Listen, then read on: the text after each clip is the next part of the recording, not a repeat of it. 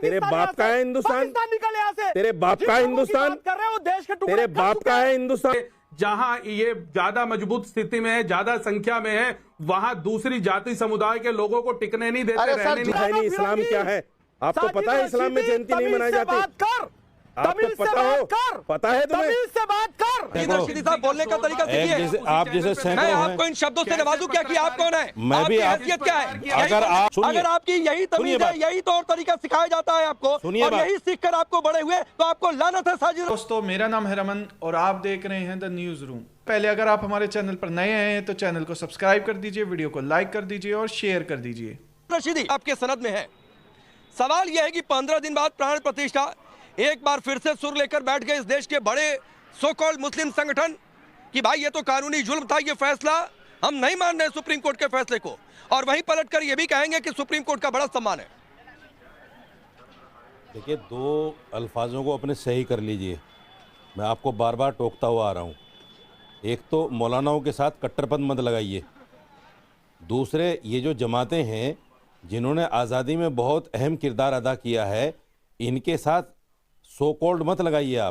आपको इनकी हिस्ट्री का पता नहीं है शायद। ये वो जमातें हैं जिन्होंने जंगे आज़ादी में अहम किरदार अदा किया है, मुसलमानों की नुमाइंदा जमातें हैं। ये तो लेटेस्ट न्यूज़ है। आप इनको सो कॉल्ड कहकर तो आप राम की हिस्ट्री को कैसे भुला देते हैं? चुप रहो ना, आपका नंबर नहीं है भाई, आपको क्लियर कर देता हूं, नंबर नहीं है। मौलाना हिंदू मुस्लिम के बीच की खाई को चौड़ा करेगा, उससे मैं सो कॉल्ड मौलाना ही कहूंगा।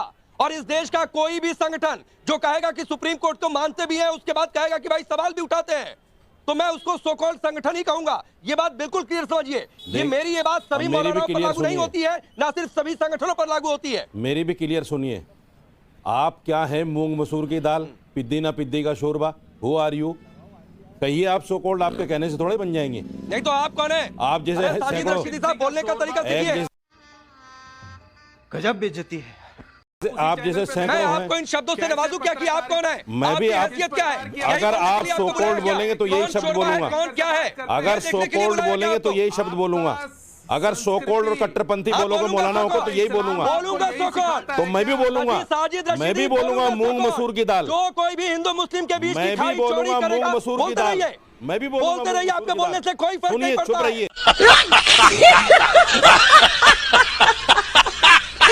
अगर आपकी यही तमीज है, यही तौर तरीका सिखाया जाता है आपको, और यही सीखकर आपको बड़े हुए, तो आपको लानत है साजिद रशीदी। लानत तुम्हारे ऊपर 1000 बार लानत, 1 करोड़ बार लानत।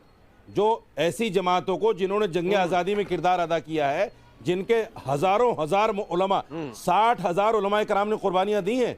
आप जाके देखिए इंडिया गेट पे, अगर आप पढ़ना जानते हैं, 37,000 मुसलमानों का नाम लिखा हुआ है। उन पर सवाल उठा रहे हैं क्या? जिन्होंने देश की आजादी के लिए कुर्बानी दी, उनको सवाल उठा रहे हैं क्या? यही वो जमातें हैं, कुर्बानी दी, उनको सैल्यूट है। यही वो जमातें हैं जिन्होंने उनको शहीद होने के लिए आगे किया। बिना हिंदू मुस्लिम देखे हुए सैल्यूट है जिन्होंने इस देश के लिए कुर्बानी दी है। लेकिन जो सवाल उठाएंगे उनको नहीं सलामी है। ये बात आप समझिए। तुम पैदा नहीं हुए थे उस वक्त।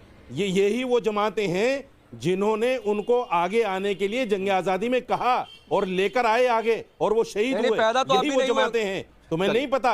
तुम्हारी तो पैदाइश भी नहीं थी उस वक्त में। पढ़ लो जमीयत उलमा क्या है, पढ़ लीजिए उसको।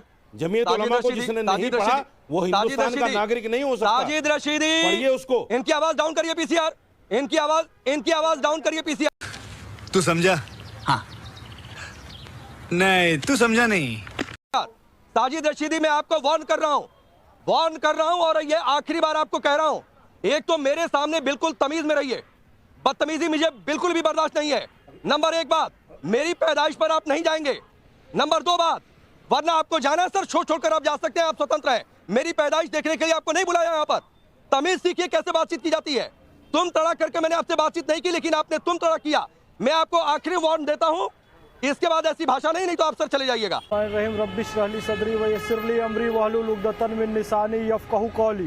राकेश पांडे भैया, जरा सा तौर तरीकों में हेर फेर करो तो आपके हाथों में कॉलर हो, आस्तीन नहीं। ये साजिद रशीदी साहब जो कर रहे हैं, इससे पूरे मुस्लिम समाज पर प्रश्न चिन्ह पैदा होता है। किसी की पैदाइश में ना जाए, अपनी पैदाइश देखें, अपना खानदान देखें।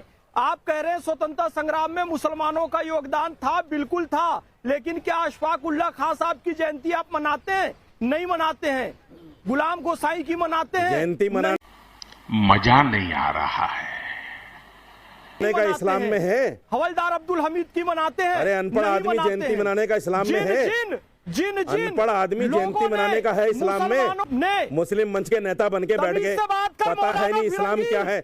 आपको पता है इस्लाम में जयंती नहीं मनाई जाती? आपको पता हो? पता है तुम्हें? से बात कर। चाचा ये सवेरे सवेरे क्या मेरे को यही देखने का है क्या? अनपढ़ आदमी चले आए राष्ट्रीय मुस्लिम मंच का नाम लेकर, मुसलमानों को बदनाम तुम जैसे लोग कर रहे हो।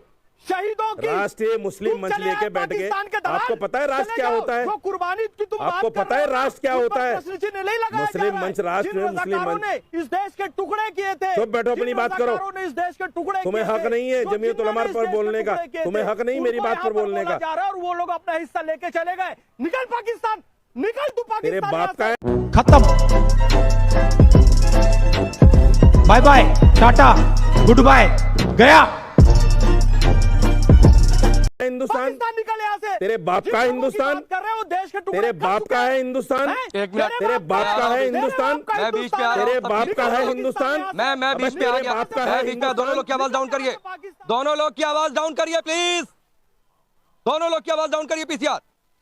फैज खान आप भी अपनी भाषा पर संयम रखिए। पाकिस्तान जाने की बात आप मत करिए, नंबर एक बात। नंबर दो बात, साजिद रशीदी मैंने पहले भी आपको वार्न किया था सर, मैं बिल्कुल नहीं चाहता हूं कि मैं किसी से खड़े होकर बातचीत करूं, तो सर मुझे मजबूर मत किया करिए। मैं बार बार कह रहा हूं कि मुझे मजबूर मत किया करिए। मैं सहिष्णु हूं लेकिन मेरी ये कमजोरी नहीं है। मैं सही याद रखिए। और नेशनल चैनल पर बैठे हैं, ये तो तरीका सीख कर आते हैं क्या? साजिद रशीदी, विवेक विराट पहले संविधान नहीं था, अब तो है संविधान। मेहरदीन रंगरेज ने ये बात कही। उसी संविधान का अनुपालन कैसे हो ये सुनिश्चित सुप्रीम कोर्ट करता है। उसी सुप्रीम कोर्ट ने फैसला दिया कि भाई वहां पर मंदिर बनेगा, और फिर उसके बाद ये सवाल भी उठाएंगे और कहेंगे हम संविधान मानते हैं। दिया, और जब अपने हाथ में लड्डू था तो कश्मीर से हिंदू ब्राह्मणों को काट काट के निकाल दिया गया। पूरे देश में जहां ये ज्यादा मजबूत स्थिति में है, ज्यादा संख्या में है, वहां दूसरी जाति समुदाय के लोगों को टिकने नहीं देते, रहने नहीं देते। ये तो इनका धर्म है, ये तो इनका इस्लाम है। कश्मीर का मसला कश्मीर के लोगों का दूसरी बात ये करते हैं कि इन्होंने 37,000 लोगों का नाम था, तो उनको कौन मना कर रहा है? परंतु ये उस बात को करेंगे, उसी के नाम से कमाएंगे, उसी के नाम से खाएंगे, उसी के नाम से रोटियां सेकेंगे। आज उसी के नाम से रोटियां सेकते हुए कोर्ट के फैसले को ये मानने को तैयार नहीं है। कोर्ट ने फैसला दिया है कि अयोध्या में वही भगवान राम पैदा हुए थे, वही भगवान राम का मंदिर बनेगा, परंतु ये उस संविधान को मानने को तैयार नहीं है। यहाँ ये कोर्ट को मानने को तैयार नहीं है, कोर्ट के किसी फैसले को मानने को तैयार नहीं है, परंतु अपने इस्लाम की बात को ऊंचा रखना चाहते हैं। अपने जितनी भी गलत चीजें हैं उनको ये ऊपर रखना चाहते हैं, क्योंकि आज इनकी रोटियां सेकनी बंद होगी, आज इनके इस्लाम के ऊपर उंगलियां उठनी शुरू हो गई। आज जब इन्हीं के लोगों ने इनके ऊपर उंगली उठाना शुरू किया तो इन सबको मिर्ची लगनी शुरू हो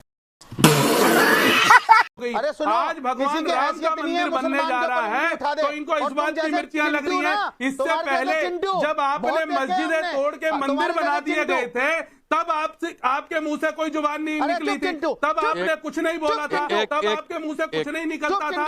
जब हिंदुओं को काट दिया जाता था, जब विवेक विराट जी एक मिनट, विवेक विराट जी एक मिनट, विवेक विराट जी आपके जुबान से कुछ एक मिनट, विवेक विराट जी एक मिनट, रुकिए। आपको हमारी वीडियो अच्छी लगी होगी, एंड तक वीडियो देखने के लिए धन्यवाद। वीडियो को लाइक और शेयर करना ना भूलें।